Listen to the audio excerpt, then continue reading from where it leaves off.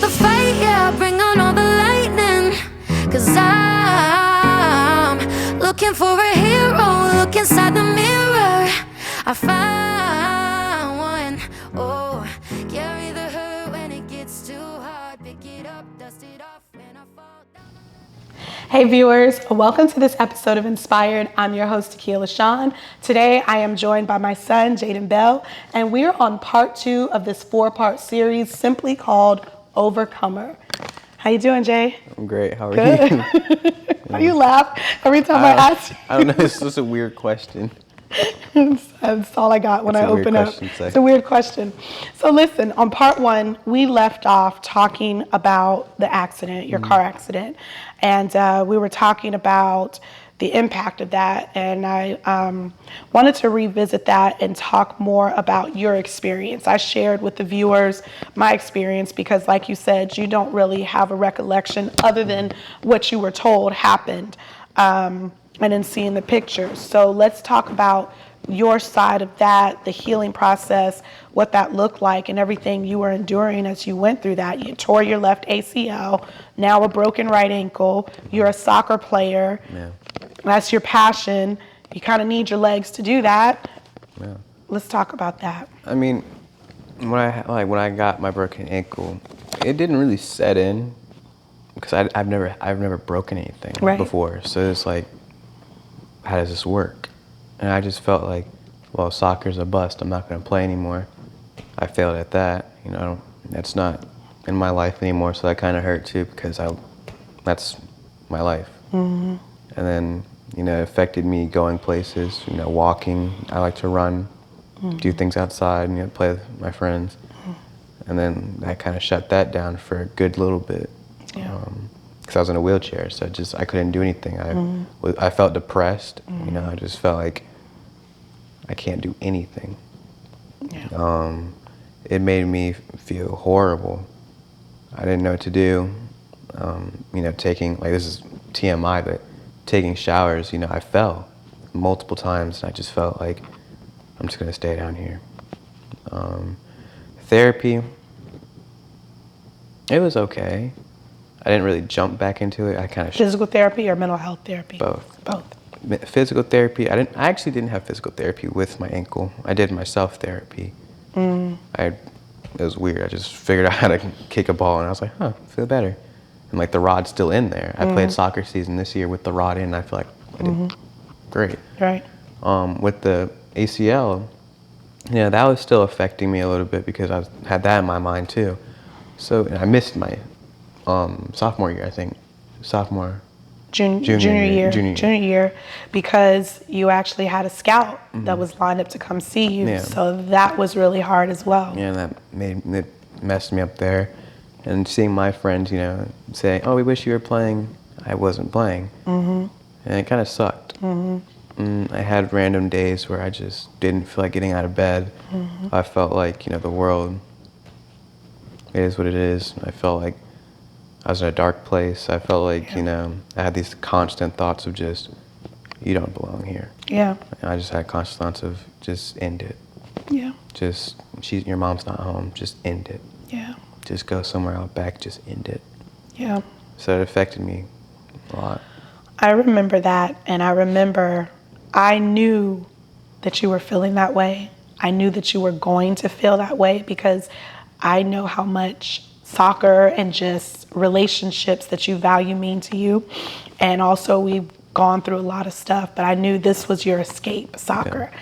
And to be at a place where you not only felt like you couldn't do it, but you physically couldn't do it. Yeah. I knew that was going to impact you mentally and emotionally. And for quite some time after the surgery, even when I needed to leave the house to go get groceries or do things, I remember hiding knives, putting things away, staying on the phone with you constantly to make sure you heard my voice, because I knew that if you were alone, you were going to be listening to the wrong voice telling you that you didn't deserve to be here, you shouldn't be here. And that's something we've gone through as a family already. So I was prepared for that. Yeah. So you start physical therapy. You push through. What helped you? What helped you get through that season of depression and just knowing that ending your life was not an option? Before we jump into physical therapy, what is it? Because I know that I can talk to you all day long, and I can pray for you, and I can motivate you, and we know the word says, you know, that prayer, the effectual fervent prayer of the righteous avails much. I know my prayers cover my children. However, I've taught you all, both, you have to know God for yourself, and you have to make decisions for yourself. What helped you, do you feel, come out of that dark place? I had a few things that actually helped me. I had, number one, church. You know, people surrounding people that were positive and helped me have a positive mindset. I'd say two, definitely you for helping me and just being on the phone with me every day and just telling me, you know, you have purpose, you have purpose, you have purpose. And also someone that God sent dearly who came and saw me almost every Saturday and just told me, you know, you have a purpose. You know, it's a big problem, but you know, you can push through. You're a strong person. I've seen the things you've gone through, and she really helped me. So I was like, you know, I'm not gonna just sit here and feel like I can't do nothing. I have a lot of things I could do out there. Yeah. The last one I probably would say was family. Family. So family helped because I felt alone at times, and just being around them and having a laugh made me feel a lot better. Yeah. But mainly I'd say you, church, and someone there was there for me every Saturday. Yeah. So we talk about the emotion. Let's talk about the mental health side of it, because we are learning more and more. One thing, us as a family, me as an individual, I am learning more and more to acknowledge mental health and that our mental state deserves as much attention health-wise as a broken arm, a torn ACL. This brain needs treatment as well for the trauma that it's gone through. And I am a big advocate for that because, again, of the things we've gone through and looking at you. So we got you into therapy, we got you into physical therapy, and we got you into mental health counseling because, like you said, there were nightmares. Let's talk about that. Yeah, definitely nightmares. That was the biggest one. I never really slept at night. I just felt,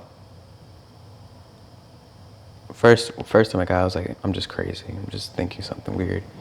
And it happened more than once, maybe like 5-6 times a month. And just it was crazy for me because I was like, why is this happening to me? And just waking up, I didn't know how to deal with it. I talked to people about it, but just nothing helped. I think another mental health thing that I went through was probably processing, you know, me in a wheelchair, I guess. And it's just like, I can't do anything. It's hard for me to get through doors. It's hard for me to use the bathroom. It's hard. I have to have someone assist me, and it feels weird. You know, I was like, I don't want anybody helping me to do things I can do. You know, I was always angry at myself, angry at people. I didn't want to talk to people. And people would say, hey, and I just would shut them out and just be like, I don't want to talk to you. Yeah. And I realized I hurt a lot of people doing that. Yeah. And I wasn't meaning to. It's just when people texted me, I just didn't want to answer. You were hurting. Hurt people. Hurt people. Hurt people.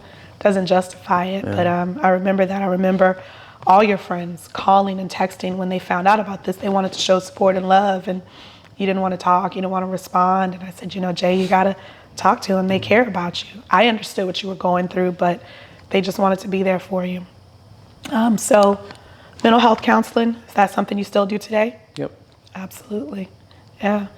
We are a big advocate of that because, you know, let's go. So you mentioned that you're back on the field. You alluded to it just a little bit ago.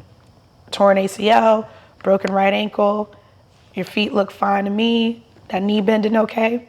Bending pretty well. Bending pretty Still well? have some strains, but yeah. bends pretty well. 3 surgeries, a year of physical therapy, a year of mental health counseling. The car accident was what date? February 1st. 2020? 10:30 p.m. 10:30 p.m. You walked back out on the soccer field February 1st? February 1st. I think 5 o'clock. 2021. Yep. Exactly 1 year to the date. Yeah, and they told me, they're like, you're not going to be able to play. Yeah. They're like, your soccer career's over. Yeah. And I cried. And I was like, that was... You don't tell a kid cried. that. You don't tell a kid that. And it just tears them up inside. Yeah. Well, I was like, I'm going to push. And I had people, and someone pushing me and just telling me, hey, you have a lot of great things that you can do. Yeah. You're a great soccer player. Yeah. And I didn't believe it. People are like, when people ask you, tell them that you're good. Don't just, I'm okay. Exactly. And I got people back out say, are there. you any good at soccer? You tell them I'm the best. Yeah. Yeah. I got back out there and I felt great. I was like, I missed this. Yeah. And it was like a lot, just going through, I tore it more than once during that process because I was outside trying to play. Yeah. You remember that because I fell on the concrete and I it remember. popped. Yeah. You heard it. I remember. And I just... Yeah, but even during your physical therapy, you started your own soccer camp for little kids. Yeah. Yeah. Because I needed something to help my mental state. Yeah. Because I just felt like I'm not going to be able to do anything. Yeah. And honestly, the kids were a big help too. Yeah. Even through their struggles because of COVID, they couldn't do anything, and they were happy playing with other kids and just like, this is what it's supposed to be about, just being happy and smiling. Yeah. So. Yeah. Well, we're going to talk some more. Again, this is a 4-part series. We're going to talk some more and go on to the next thing that you've been dealing with, because again, over the years, we've gone through so much with myself and within our family, and inside of me, I've always had the, but what about Jaeden? And that's what's kept me focused to make sure that your mental and social health has been on the up and up. All right, so we're going to take a quick break, and when we come back, we'll talk some more about you being the overcomer that you are. We'll be back after this break. Bringing out the fight, yeah, bring on all the lightning, 'cause bringing out the fight, yeah, bring on all the lightning, 'cause Hey, welcome back to this episode of Inspired. I'm your host, Takiya, joined by my sunshine, Jaeden Bell. He's been joining me for this 4-part series. We're on part 2 of just him being the inspiration for this next series called Overcomer, based out of Revelations 12 and 11. You've shared with us, number 1, this is your year of so many. You just turned 18, your graduation, going to college. We've talked about trauma, the impact of the car accident, and we're just kind of unpacking the things that you've gone through, and you're sharing your experience from your point of view and from someone from your generation. So just unpacking things and the things you've dealt with. We've talked about the car accident. What I remember prior to that, you were probably about, 13, thinking about the skateboard incident. 13, 12, 14 maybe. 12 or 13, one of those. No older. And you had a fall from your skateboard. Ended up, do you remember any of that? Yeah, I was riding my skateboard outside. I slipped trying to do something. Trying to do a trick on your skateboard? Yep, I hit the back of my head. Yeah. Got a concussion. Was taken in the ambulance. They said that you told them that my eyes were run to the back of my head. I wasn't responding as much. So that was a pretty weird event for me, because I was like, I've never experienced anything like that. Yeah. I'm not gonna lie, I thought I was in a rocket ship. I kept looking, I was like, hey, this is a shiny room. There's an ambulance. Yeah. All I could really just say was, where's my mom? Where's my mom? Because I just didn't know what to do. I was scared. Yeah. I'm like, this is a weird feeling. I've never been in an ambulance. People are poking me with needles. And my back of my head was burning and hurting really bad. Yeah. So I remember that day as well, and I was going to say all you were saying was, where's my mom, where's my mom? And I think about the car accident. When I got to the emergency room for the car accident, I could hear you from the hall, where's my mom, where's my mom? And this day in particular, we had just moved into a place over in Beaufort, and we hadn't unpacked everything yet. And we'd gone over to the pool, and after the pool, you asked, Mom, can I ride my skateboard? Oh. And I remember, you remember? Yeah. And I remember your skateboard was in the garage, but I remember we had not unpacked your knee pads or shin guards. What is it? Shin guards, knee pads? Knee pads. Wrong sport. Your knee pads and your helmet. And I remember feeling inside, no. I didn't think no, but I remember thinking that's not a good idea. We haven't unpacked. But I overrode it, and I said, just right here in the driveway. Stay in the driveway, and you can ride your skateboard. I went in the house, and normally I would have turned the TV on or went about doing something. I remember this part. You remember? Mm-hmm. And I just sat down and opened my Bible to read. I didn't turn on any sound. I didn't turn on the TV. I didn't turn on the radio. I didn't put any worship on. I just sat down and opened my Bible to read. A few minutes later, I hear you screaming to the top of your lungs, screaming.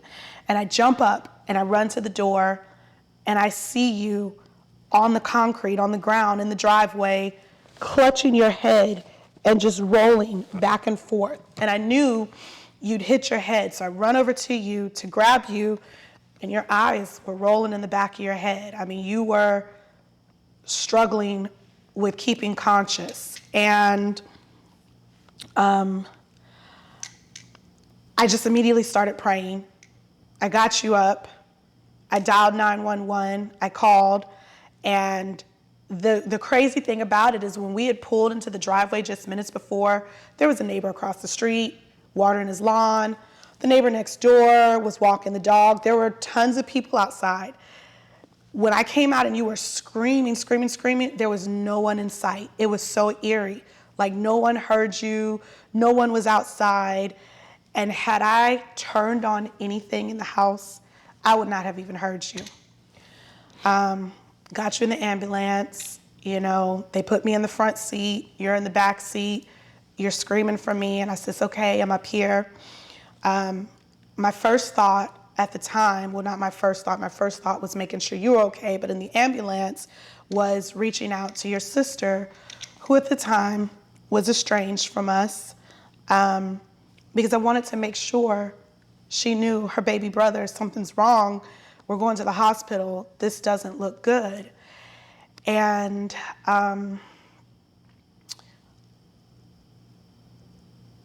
she did not come. She was not allowed to come. She was not in our home. She was staying with someone that was, at one point in time, a trusted friend of the family, someone that had vowed to God a responsibility morally to watch out and look out for her. And at this place in our life had manipulated some things, and your sister wasn't in our home.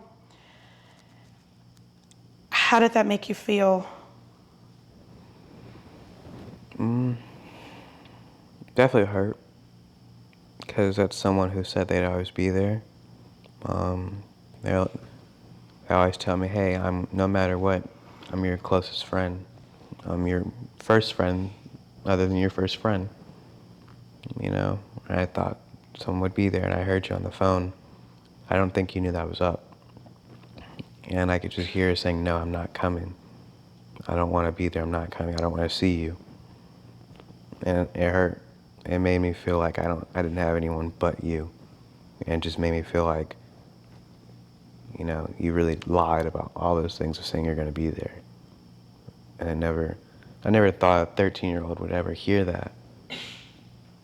And I didn't understand it at the time, because I was like, maybe she's just going through something. No, it was clear and positive that you just didn't want to care. So I didn't know how to feel. It just made me feel sad, and I've never experienced depression, but I felt like depression was going to be there. So. I remember hurting for you because I saw the hurt in your face. I saw the disappointment. And actually, thinking about the time, you actually weren't even quite 13. You were about 11 because there's a 6-year age difference, and your sister wasn't quite 18 yet. She was just 17. So that would have made you 11. Yeah, doing the math in my head. You already were struggling to understand why she was there, or why she wasn't there. I was still struggling to understand what was going on and why she wasn't there. But even through adversity, disagreements, misunderstanding, family is family. You show up for family. And when she didn't, I think that took a piece of you. I think it was the first, second, or third time she's left. I think it's second. Yeah. So I didn't really understand people leaving just yet. Yeah, I just was thinking, I was like, well, maybe she'll come back. Yeah, it's just the second time. Maybe it's just something rough. Maybe it's just temporary. Yeah. Turns out it wasn't. To begin to unpack this portion of our journey is very detailed, is very intimate. As we talk about it, I want to continue to talk about it, but I want to talk about it from your standpoint because your sister's not here to speak up for herself. And I would never take your voice or her voice from either of you. All I can do is share my voice and my perspective, and you share your voice and your perspective. And you know what the viewers need to know about this leg of the journey is that there's still a separation, an isolation, an estrangement here based off where we're going in this series. It's been 6 years now. It's been 6 years of a disconnect in our family. It has absolutely nothing to do with you. That is something that I know you struggled with for quite some time. You blamed yourself. You felt if you weren't here, that your sister and I would have a better relationship, that we would be happier.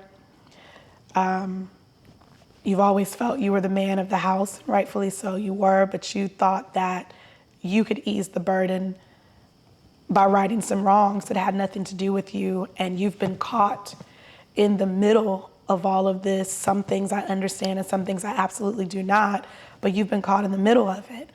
And we're gonna pick up in part 3 with that and talk about that a little bit more as we close out. And again, we'll see you next week on this 3-part series called Overcomer, as my son Jaeden Bell shares his journey of how he's continued to heal, but how he has become an overcomer. We'll see you next week on Inspired with Takiya LaShawn. Hey boys and girls, Coach Jaeden here. I'm very happy and pumped for this new soccer camp that I'm developing, and I hope you are too. We're gonna have fun, learn basic skills, learn how to connect with others, make new friendships, and just have fun overall. See y'all soon.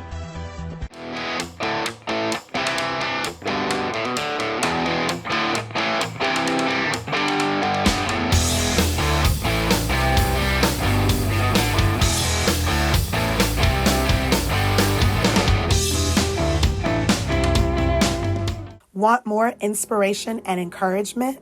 Join me next week, Thursday, 9 p.m. Eastern Standard Time, right here on Live, and hear more extraordinary women sharing their extraordinary stories. And be inspired with Takiya LaShawn. This episode of Inspired with Takiya LaShawn has been sponsored by The Brow Company, Beauty Bar, Makeup Studio, and Lash Spa, a Takiya LaShawn salon. The Brow Company specializes in exceptional lash, brow, and makeup artistry, natural nail care, full body and Brazilian waxing, laser liposuction, teeth whitening, hair shampoo and blow-dry styling, and more. The Brow Company has 2 locations in Bluffton, South Carolina, and on Ladies Island, and are open by appointment Monday through Saturday. Find out more and book your appointment today. Have a business, idea, nonprofit, organization, or event you'd like to talk about? Contact me today to find out more about my sponsor and affiliate partner program segments here on Inspired with Takiya LaShawn. I mean, I didn't really understand it, like, when someone, like, no one was there. I've never been alone before. So it just kind of put that feeling of doubt. It was like, what happens next time something happens to me? Can't rely on you. It was just very disappointing for me. So I thought that someone who says they're my best friend, like they're my friend before I meet a friend, and just was disappointing. Look inside the mirror, I find one. Oh, carry the hurt when it gets too hard. Pick it up, dust it off, and I fall down.